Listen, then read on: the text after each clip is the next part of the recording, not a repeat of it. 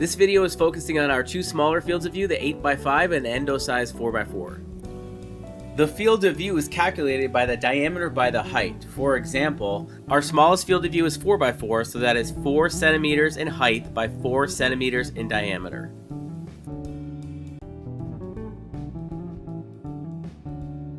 The endo mode, or the 4x4 size, is a 50 micron voxel size, ideal for endodontic purposes because the clinician can obtain the highest quality image in a high resolution voxel size. Select the tooth from the tooth chart on the screen. Once our field of view is selected, additional options include high resolution for best quality or the green setting for reduced radiation. As well as voxel sizes below this, options include standard for highest quality or application for a larger voxel size if needed.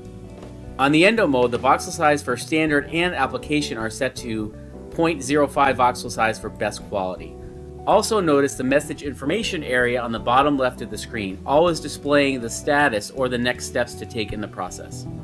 Next, click Confirm. The machine rotates to capture position and we can position our patient. Moving to 8x5, this is appropriate for a quadrant. Under the vertical options, you would choose maxilla or mandible, and right, center, or left under the horizontal options. Next, click Confirm. The machine rotates to capture position and we can position our patient.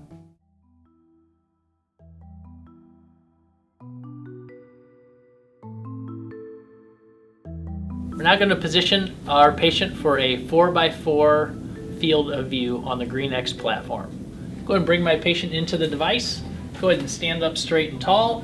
I'm going to go ahead and evaluate her chin to the chin rest. That looks like it is in the proper position. Go ahead and have our patient bite into the bite stick groove. Have her smile. I can see she's in the bite stick groove there. I'm going to push down to ensure the chin is firmly on the chin rest. Next, I'm going to make sure the patient is lined up with our mid-sagittal beam. I can always move the patient's head left or right to get that line lined up right between the eyes and right through the philtrum. You do see our top horizontal line. We want this to be right at the gum line or at the CEJ, and in this case of the maxilla, since we're capturing something in the maxilla, or we're capturing tooth number 15 in this case.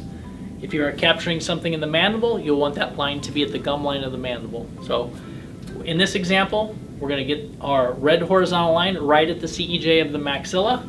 To do that, we are going to choose our chin rest up or down. And in this case, I'm going to go ahead and raise the chin rest up, which raises the patient up. You see, as we raise the patient, this line is almost right at the gum line. I'm going to raise this chin rest up a little bit more.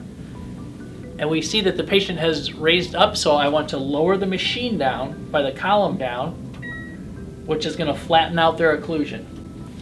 Ensure that the chin is still on the chin rest. Go ahead and smile really big for me. And I can see this horizontal line is right about the patient's CEJ or the gum line. The patient does have a flat occlusion. Now I'm going to go ahead and close my temple supports. We're going to double check our mid-sagittal beam. And now we're ready to take and capture our image. I'm going to click our Ready Return button and we can capture our image. The system is moving into image capturing position. Please wait. The system is ready to capture an image. Please close. Hold the button on the acquisition trigger switch, which will turn yellow when exposing. Hold the button until the image acquisition is fully complete. Image capturing is complete. Please wait a moment. Please open your eyes and follow the operator's instructions. We've completed our 4x4 capture. I'm going to go ahead and release the temple supports and move our patient out of the machine. Go ahead and take a step back.